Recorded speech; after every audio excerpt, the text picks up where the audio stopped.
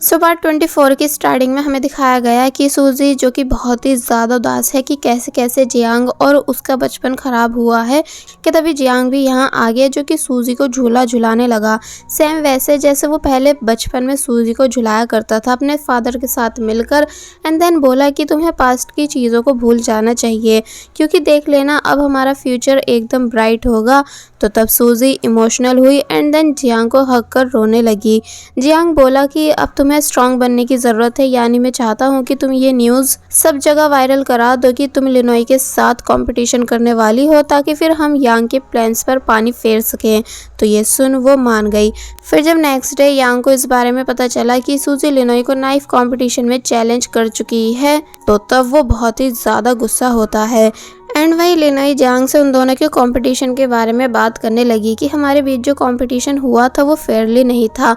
तो तब जियांग बोला कि पर अब मुझे इस बारे में कुछ बात नहीं करनी, लेकिन वो मानती नहीं बल्कि कहने लगी कि मैं दोबारा से तुम्हारे साथ कंपटीशन करना चाहती हूँ जो कि फेयरली होना चाहिए। तो तब जियांग मान जाता है लिनोई के ज़्यादा फोर्स करने पर और फिर दोनों अच्छे से रेडी होकर रेस कंपटीशन के लिए आए ताकि यहाँ किसी जज की ज़रूरत नहीं पड़े। फिर बस होना क्या था, दोनों के बीच रेस स्टार्ट हो गई जहाँ कभी जियांग जीतने वाला होता है तो कभी लिनोई, मगर फिर लास्ट में जियांग कंपटीशन में जीता जिसको लिनोई ने दिल से कांग्रेट्स किया। एंड देन वो काफ़ी ज़्यादा प्यार से जियांग को हक भी करने लगी, यानी कि बहुत ही ज़्यादा खुश थी। एंड जियांग लिनोई को देख देख कर खुश हो रहा था। वेल अब नेक्स्ट डे से ये सभी सीरियस हो चुके हैं कंपटीशन को लेकर कि इन्हें कैसे सूजी को हराना है। तो वहीं सूजी भी अपनी तैयारियों में लगी हुई थी कि उसको कैसे कैसे कंपटीशन में क्या क्या करना है कि तभी अचानक लाइट ऑफ हुई एंड सूजी को कोई भागता हुआ दिखा जिसका वो पीछा करने लगती है। एंड थोड़ी देर बाद पता चला कि ये और कोई नहीं बल्कि कैन है जो कि कहने लगा कि मैं तुम्ही को छुपकर देखने आया था क्योंकि तुम तो मेरा फेस देखना नहीं चाहती हो ना। तो तब पहले तो सूजी भी थोड़ा बहुत लड़ती है एंड सब शिकायतें रखती है कि तुम आखिर कैसे मुझे छोड़कर चले गए थे, क्या तुम्हें बिल्कुल भी मेरी याद नहीं आई थी या तुमने मुझे मजाक समझ रखा है। तो तब कैन कहने लगा कि ठीक है अब हम कल दोनों कोर्ट मैरिज कर लेंगे बिकॉज मैं नहीं चाहता कि अब हमें किसी भी वजह से अलग होना पड़े। तो ये सुन सूजी मान गई, यानी कि बहुत ही ज़्यादा खुश हुई। फिर हम रात का सीन देखते हैं जहाँ कैन छुपकर अपनी बहन के ऑफिस से अपनी आईडी लेने आया जो कि उसे कहीं भी नहीं मिल रही थी, इसलिए वो काफ़ी ज़्यादा सर्च करता है। और फिर जब फाइनली कैन को अपनी आईडी मिली तो तब यहाँ उसे एक फाइल दिखी जो कि यांग के साथ कॉन्ट्रैक्ट मैरिज की थी। इसलिए ये देख कैन के होश उड़ गए कि क्या मेरी बहन यांग से शादी करने वाली है। इसलिए वो तुरंत उन फाइल्स की फ़ोटोज़ क्लिक कर लेता है, लेकिन इतने में कैन की सिस्टर भी यहाँ आ गई सिक्योरिटी गार्ड्स को लेकर, जिनको देख वो सरप्राइज हुआ और फिर जल्दी से फोटोज़ को किसी को सेंड कर देता है। एंड देन सिस्टर ने ऑर्डर दिया कि पकड़ लो इसे, तो तब कैन को पकड़ लिया गया। अब हम नेक्स्ट डे का सीन देखते हैं जहां कैन लॉकहैन अपनी बहन को बुला रहा है तो वहीं सूजी कोर्ट के बाहर कैन के आने का वेट कर रही थी कि अभी तक वो आया क्यों नहीं। और वहीं कैन की सिस्टर ने यांग को सॉरी किया कि मैं अपने भाई की साइड से माफ़ी मांगना चाहती हूँ। तो तब यांग कहता है कि इट्स ओके, बहुत जल्द हमारी शादी होने वाली है इसलिए तुमको स्ट्रेस लेने की ज़रूरत नहीं। तो ये सुन वो चुप हो गई। और वहीं हम लिनोई को देखते हैं जिसने एक डिश रेडी की जो कि जिनजिंग को काफ़ी ज़्यादा पसंद आई क्योंकि अब लिनोई इसी डिश का यूज़ कंपटीशन में करने वाली है कि तभी इन्हें कोई आवाज़ें देने लगा जो कि और कोई नहीं बल्कि मिस्टर कॉन्ग थे जो कि वो फ़ोटोज़ दिखाते हैं जो कि कैन ने उन्हें भेजी थी, ये बताकर कि आई थिंक कैन ने मेरे पास ये बाय मिस्टेक सेंड कर दी हैं। लेकिन हैरानी की बात यह है कि मैं जब जब कैन को कॉल कर रहा हूँ तो उसका कोई भी रिस्पॉन्स नहीं आ रहा है बल्कि उसका मोबाइल बंद आ रहा है। जियांग हैरान हो ही रहा था कि तभी सूजी भी यहाँ आ गई जो कि कैन के बारे में पूछने लगी कि क्या तुम लोगों को पता है कि कैन कहाँ है, यानी कि कल रात उसने मुझे बताया था कि वो अपनी बहन के ऑफिस जा रहा है। तो ये सुन जियांग को समझ आ गया कि कहीं वो वहीं पर किडनैप तो नहीं, इसलिए मिस्टर चाओ की गाड़ी लेकर ये तीनों यहाँ से चले गए कैन को बचाने। और वहीं कैन जो कि अभी भी रूम में लॉक है कि तभी उसे सूजी की आवाज़ें आती हैं जिसने कैन से पीछे होने के लिए बोला। और फिर जब जैसी कैन पीछे हुआ तो तब सूजी मशीन से डोर तोड़ देती है और जब फुल स्टाइल के साथ कैन को देखने लगी तो तब कैन कहता है कि वाह तुम तो बहुत ही ज़्यादा कूल हो। जियांग एंड लिनोई बताते हैं कि जल्दी करो कोई आ रहा है। तो ये सुन ये दोनों साथ में यहाँ से भागते हैं एंड बहुत ही ज्यादा खुश भी थे। फिर ये दोनों गाड़ी में पीछे बैठ जाते हैं एंड एक दूसरे को किस करने लगे। तो तब लिनोई इनके लिए बहुत ही ज्यादा खुश हुई एंड जियांग भी अपनी बहन के लिए खुश होने लगा कि उसे कैसे फाइनली उसका लाइफ पार्टनर मिल चुका है। थोड़ी देर बाद दिखाया गया कि कैन और सूजी ने कोर्ट में आकर कोर्ट मैरिज भी कर ली है। इसका मतलब अब से ये दोनों हस्बैंड एंड वाइफ हुए।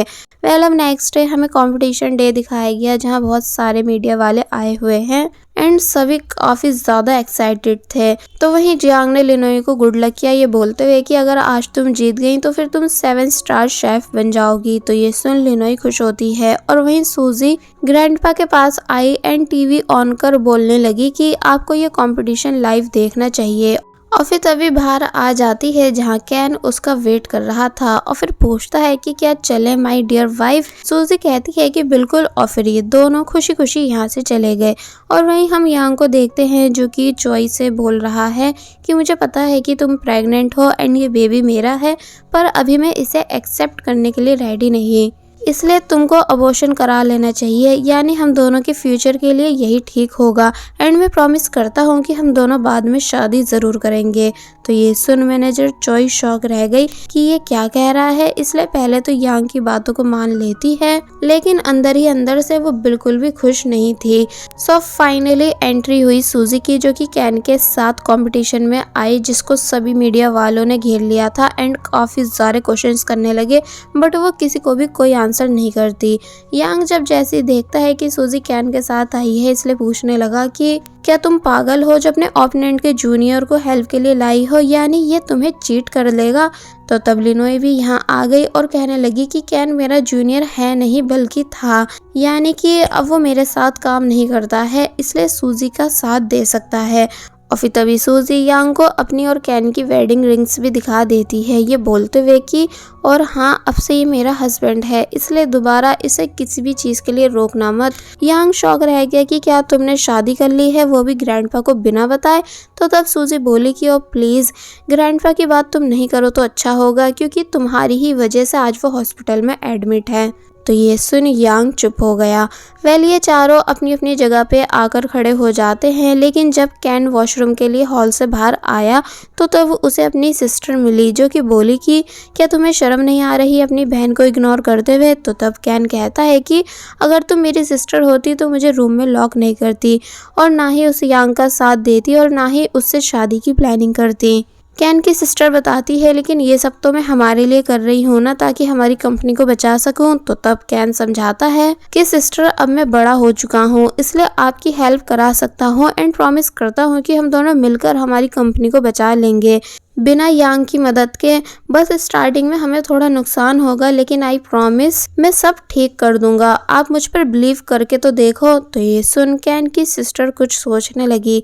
तो वही पीछे से यांग भी ये सब देख रहा था इसलिए बोला कि देखा तभी मुझे ब्लड रिलेशनशिप्स बिल्कुल भी पसंद नहीं, क्योंकि देखो फिर वो हमें ऐसे ही इमोशनल ब्लैकमेल करते हैं। जिस बात को सुन चोई अपने बेबी के बारे में सोचने लगी और फिर बोली कि अगर आज कैन की सिस्टर ने हमें चीट कर दिया तो तब यांग बोला कि मुझे पता था कि ऐसा कुछ होने वाला है या हो सकता है इसलिए मैं पहले ही तैयारी कर चुका हूँ। और फिर एक पर्सन को कॉल कर बोलने लगा कि उठा लो लिनोई के फादर को।